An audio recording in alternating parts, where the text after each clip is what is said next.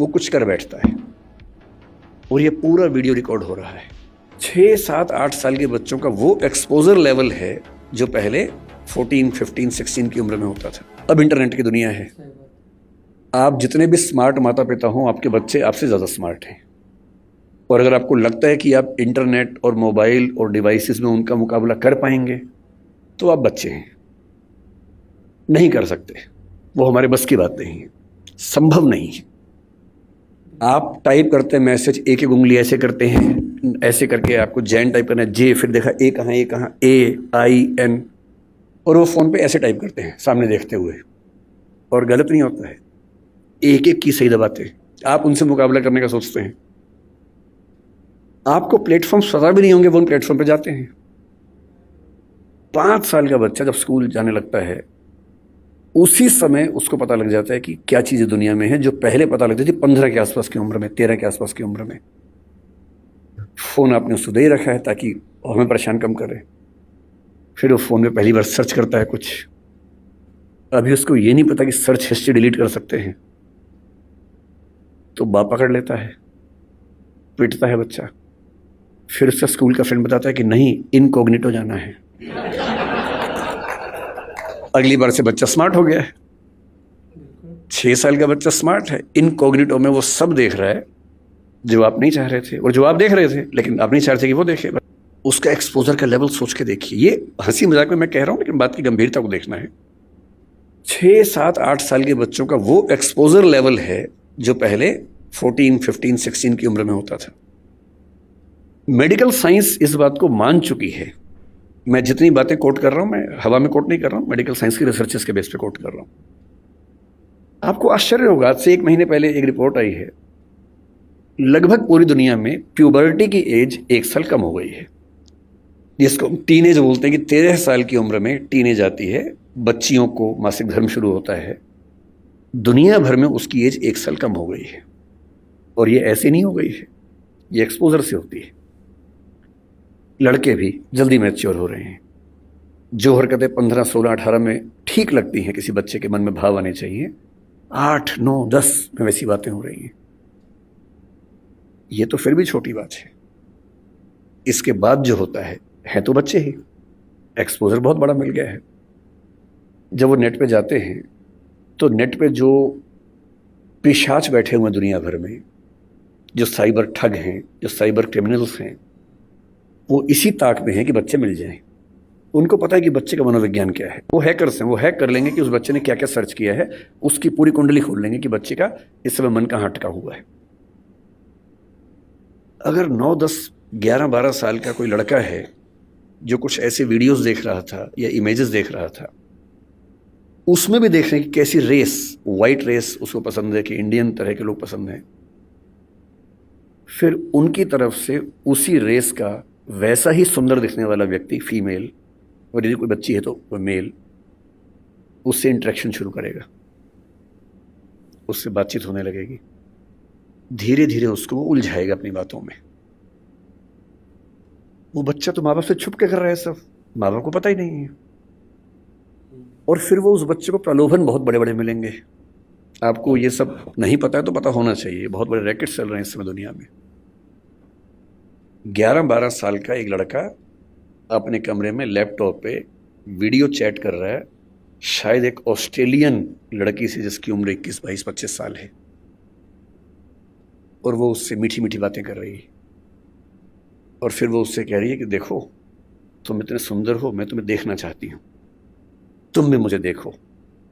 फिर वो अपने थोड़े से कपड़े उतारती है, उसको कहती है कि तुम भी ऐसा, वो तो प्रोफेशनल है, तुम भी ऐसा करो। और वो बच्चा जिसको कुछ नहीं पता कि ये दुनिया कैसी है, वो कुछ कर बैठता है। और ये पूरा वीडियो रिकॉर्ड हो रहा है। और जैसी ऐसी चीज होती है, उसके बाद खट से मैसेज आता है कि अगर 2 घंटे में इस अकाउंट में $500 जमा नहीं किए तो ये वीडियो क्लिप तुम्हारे पापा, मम्मी, तुम्हारा इंस्टा अकाउंट मेरे पास है, इंस्टा अकाउंट में जितने तुम्हारे फ्रेंड्स हैं उन सब के पास चला जाएगा, सबके ईमेल आईडी मेरे पास है। इसको बोलते हैं सेक्सटॉर्शन। और ये इस समय टीनेजर्स की दुनिया की सबसे बड़ी क्राइसिस है। बड़ी बात नहीं है कि हम में से किसी का बच्चा झेल चुका हो, बड़ी बात तब होगी जब उसने आपको बताया हो। और अगर आपको नहीं बताया है और आप इस खुशफहमी में कि ऐसा हमारे बच्चे को हो ही नहीं सकता, तो फिर कह रहा हूं कि हम इस बात से अनजान हैं कि हम किस स्थिति में हैं। अपने बच्चों से बात करना शुरू कर दीजिए। पहली बात तो ऐसा ना हो, और हो जाए तो आपसे बात कर लें। कई बच्चे झेल नहीं पाते, पैसा होता नहीं है, पैसा होता तो देते हैं, और $500 का मामला नहीं है, वो पहली बार का मामला है, उसके बाद फिर उतना मामला है, अगली बार फिर उतना मामला है। और ये ध्यान रखना है कि किसी बच्चे के साथ ये करने के लिए वीडियो रिकॉर्डिंग की ज़रूरत भी नहीं है। हम AI के ज़माने में हैं, डीप फेक से कुछ भी हो सकता है। किसी आर्टिफिशियल इंटेलिजेंस जो फोटोग्राफी बेस्ड ऐप है, सिर्फ इतना उसको कहना है कि ये फ़ोटो है, सिंपल फ़ोटो, स्कूल की फ़ोटो, पासपोर्ट साइज फ़ोटो, उसको देनी है और कहना है कि इस फ़ोटो को एक ऐसी फ़ोटो में तब्दील कर दो कि ब्लैकमेल किया जा सके। किसी के साथ भी हो सकता है। बस कल को कभी हम में से किसी का बच्चा हमसे ये कहे कि देखो पापा, देखो मम्मी, ये फ़ोटो मेरी लग रही है पर मेरी है नहीं, तो उसको मारना पीटना नहीं है, भरोसा कर लेना है कि ऐसा हो सकता है। तकनीक इस लेवल पे है। और एक और टेक्नोलॉजी जो भी पब्लिक डोमेन में नहीं आई है, कभी भी आ सकती है लेकिन बन चुकी है। वो क्या करती है, एक फ़ोटो देनी है और प्रॉम्प्ट देना है कि इस फोटो के बेस पे वीडियो बनाओ, और वीडियो में यही होना चाहिए। आप जो चाहेंगे वीडियो बन जाएगा, आपका ही बन जाएगा। आप वो नहीं है, और आप क्या, इस दुनिया के बड़े बड़े टेक्निकल एक्सपर्ट्स नहीं बता पाएंगे कि ये वीडियो नकली है। इसको डीप फेक कहते हैं आजकल, डीप फेक। हमारे आपके बच्चे इस खतरे से गुजर रहे हैं, और ये आज नहीं तो कल हम सबके बच्चों को झेलना है। उन सबको समझाने की ज़रूरत है कि जब किसी से प्रेम भी करते हो, मान लीजिए आजकल बच्चों के प्रेम में क्या होता है, सबसे पहले पासवर्ड शेयर करते हैं कि तू मुझसे प्यार करती है, हाँ तो पासवर्ड दे, तू मुझसे प्यार करता है तो पासवर्ड दे, दोनों पासवर्ड देते हैं। फिर एक और आईडी बना लेते हैं अलग से, उसका पासवर्ड दे देते हैं। फिर उसके बाद भरोसा और कायम करना है। फिर रात को 2 बजे जब पेरेंट्स सो चुके हैं, फिर वीडियो कॉल करते हैं, भरोसा करती है, हाँ तो फिर कपड़े उतार, वीडियो कॉल पे। ये खेल शुरू हो जाता है। अपने बच्चों को समझाना है, दुनिया का कोई भी इंसान कितना भी भरोसेमंद हो, ऐसी गलती ना करे। लड़का हो तो वो भी ना करे, लड़की हो तो वो भी ना करे। और ये हमारी पीढ़ी निकल गई है, हमें नहीं पता कि ये भी खतरे होते हैं। हमारी पीढ़ी में ये सब खतरे थे ही नहीं, हमने कम से कम ये सब नहीं झेला। हमारी पीढ़ी में ये था कि गलती से आप कहीं हैं, नहा रहे हैं, किसी ने देख भी लिया, फोटो नहीं खींच सकता था। फोटो खींचने के लिए फोटोग्राफर बुलाना पड़ता था बाहर से। या तो हर आदमी फोन लेके घूम रहा है, और फोटो अगर खिंच गई, अगर आपको भी ऐसी मासूमियत आपके अंदर है कि मैंने फोटो खींच ली, मेरा फोन तो एयरप्लेन मोड पे है, मेरे फोन में ही है, बाहर तो गया ही नहीं, इसको बोलते हैं मासूमियत।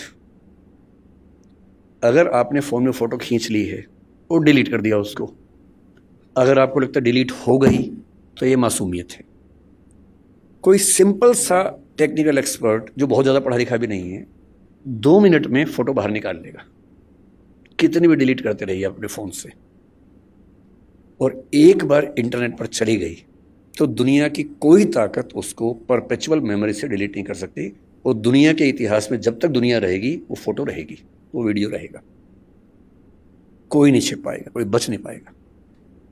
और जब बच्चे इस दौर से निकलते हैं, उनको एंग्जाइटी होती है, डिप्रेशन होता है, और उस समय उनको ज़रूरत होती है किसी ऐसे व्यक्ति की जो उनसे ठीक से बात करे, उनको समझे।